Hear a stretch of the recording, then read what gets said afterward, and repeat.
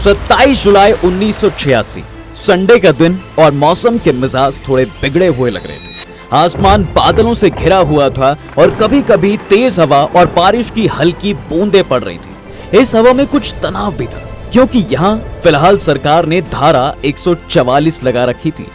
दार्जिलिंग में जन्मे भारतीय सेना के पूर्व गोरखा सैनिक सुभाष घिसिंग और उनकी गोरखा नेशनल लिबरेशन फ्रंट यानी GNLF उस दिन एक बड़ा आंदोलन करने वाली थी। यह अब तक का सबसे बड़ा आंदोलन बंगाल के हिली एरियाज में देखा जा रहा था और इस आंदोलन में कई युवा भी शामिल थे जो अलग अलग एरियाज से आके इस आंदोलन का हिस्सा बनना चाहते थे। इन सब का मकसद था कलिम्पोंग मेला ग्राउंड में जाके 1950 के इंडो नेपाल ट्रीटी को चलाने और अपने गोरखा लैंड स्टेटहुड की लड़ाई को आगे ले जाने का। मगर ये सुबह लाल रंग में बदल जाती है जब अचानक ही चारों ओर गोलियों की आवाज गूंजने लगती है और तभी के तभी वहां अफरा तफरी मच जाती है। इस आंदोलन में 1200 से ज्यादा लोगों की मौत हो जाती है और इस दिन को जलियांवाला बाग से आज तक कंपेयर किया जाता है। मगर क्या है आखिर ये गोरखा लैंड, क्यों है इसकी इतनी मांग, क्या है भारत सरकार का इस पर स्टैंस, चलिए जानते हैं।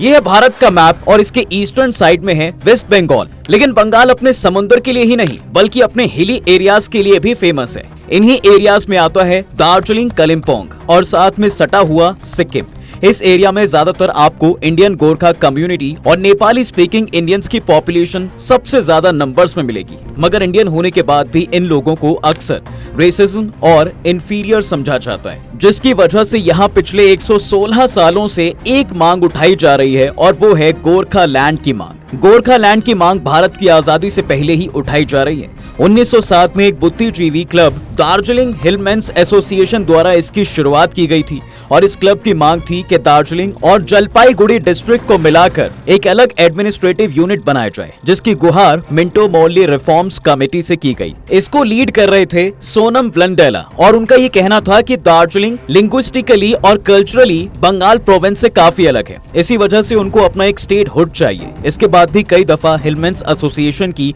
अलग अलग कमेटी के साथ कई सालों तक इस मुद्दे पे मीटिंग होती है मगर उसका कुछ रिजल्ट नहीं दिख पाता। मगर इसकी शुरुआत से इसका नाम गोरखा लैंड नहीं था।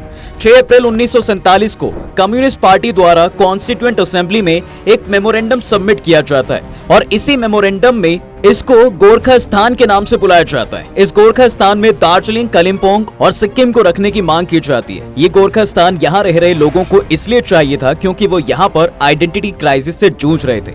इनका मानना था कि भारत के होके भी इन्हें नेपाली समझा जाता है और जो इनकी आइडेंटिटी है उसकी वजह से इनको सरकारी दफ्तरों और सरकारी कामकाजों में अक्सर अनदेखा किया जाता है और इसकी जगह बंगालीज को ज्यादा प्रेफरेंस दी जाती है। पर इसका तब भी कोई समाधान नहीं निकलता।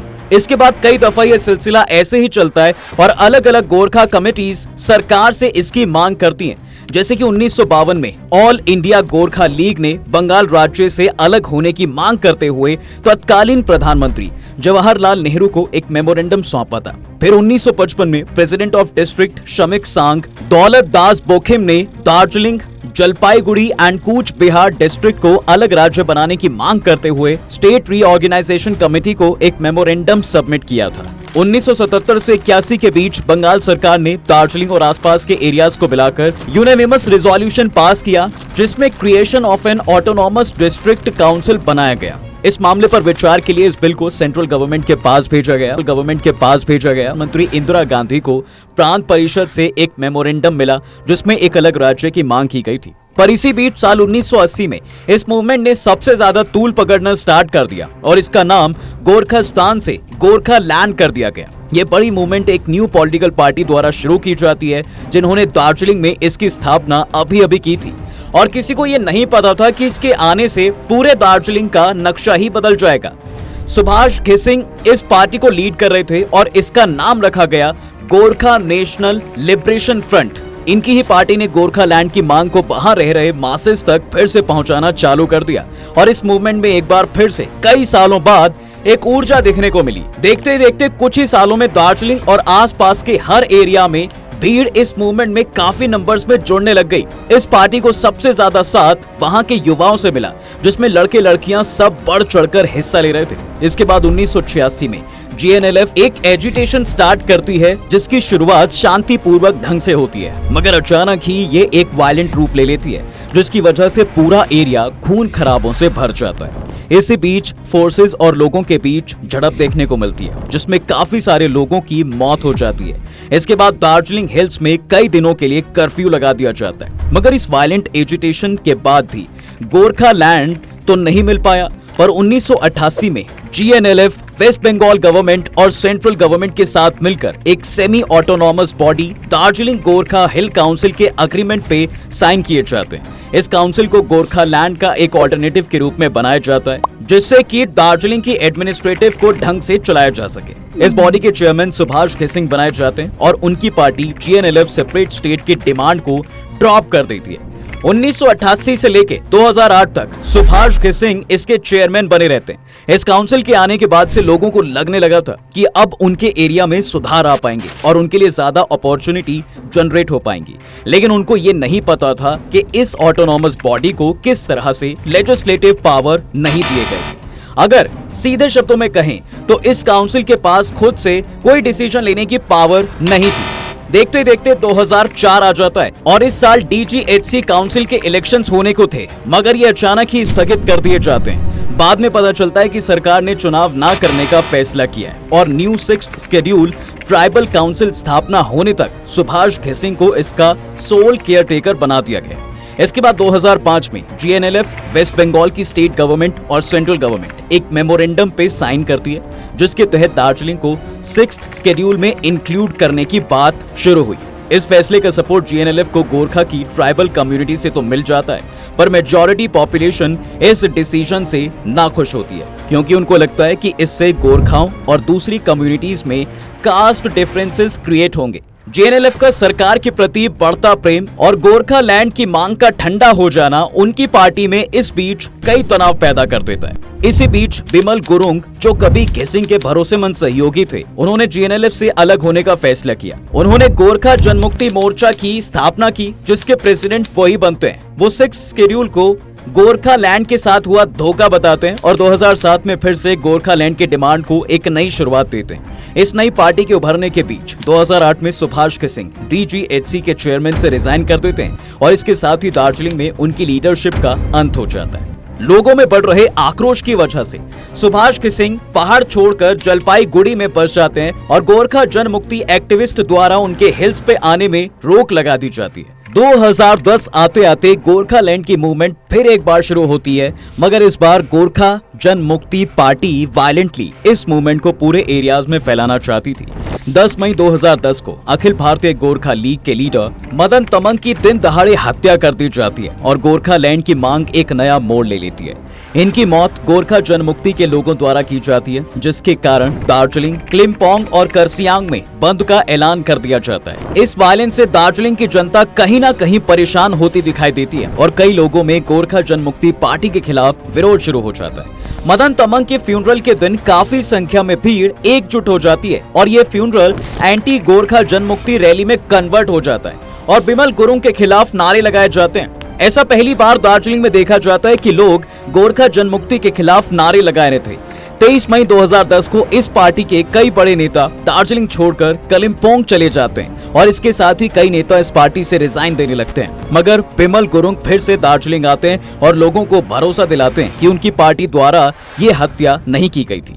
इसके बाद शुरू होता है इस कहानी में नया मोड़, जब 2011 में वेस्ट बंगाल के इलेक्शन में ममता बनर्जी की जीत होती है। इसी दौरान एक मेमोरेंडम और अग्रीमेंट को साइन किया जाता है जिसके तहत गोरखालैंड टेरिटोरियल एडमिनिस्ट्रेशन की शुरुआत की जाती है, जो कि एक सेमी ऑटोनॉमस बॉडी के रूप में बनाई जाती है। 2012 में इनके चुनाव होते हैं और इसके चेयरमैन गोरखा जनमुक्ति के प्रेसिडेंट बिमल गुरुंग बनाए जाते हैं, मगर जिस बिमल गुरुंग ने घिसिंग की दार्जिलिंग गोरखा हिल काउंसिल को छोड़कर एक नया रिवॉल्यूशन लाने की बात कही थी, आज वो खुद एक गवर्नमेंट द्वारा बनाई गई काउंसिल का हेड बनने जा रहे थे।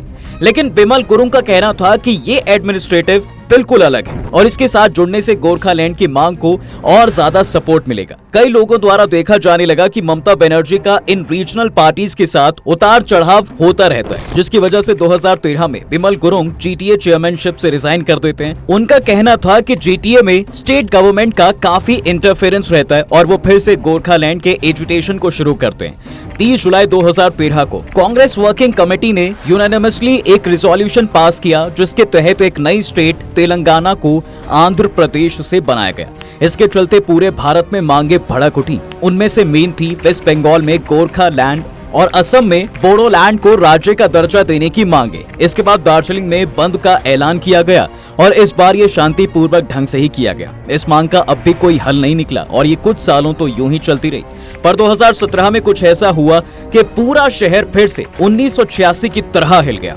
ममता बनर्जी की सरकार ने एक नया रूल निकाला, जिसके तहत हर स्कूल में बंगाली भाषा को कंपलसरी पढ़ाने की बात की गई, जिसके बाद यहाँ हर जगह वायलेंट प्रोटेस्ट होने लगे। यहाँ के लोगों का कहना था कि उन पर जबरदस्ती ये थोपा जा रहा है और उनके कल्चर और लैंग्वेज को खत्म करने की साजिश हो रही है, जिसकी वजह से यहाँ 1986 के बाद सबसे बड़े प्रोटेस्ट देखे गए। इस दौरान इनडेफिनिट स्ट्राइक का ऐलान पूरे एरिया में किया जाता है। ये स्ट्राइक गोरखालैंड की डिमांड में सबसे लंबी स्ट्राइक देखी जाती है, जो कि 105 दिन तक चलती है। ये मूवमेंट अब किसी पॉलिटिकल पार्टी की नहीं बल्कि पीपल्स मूवमेंट बन जाती है।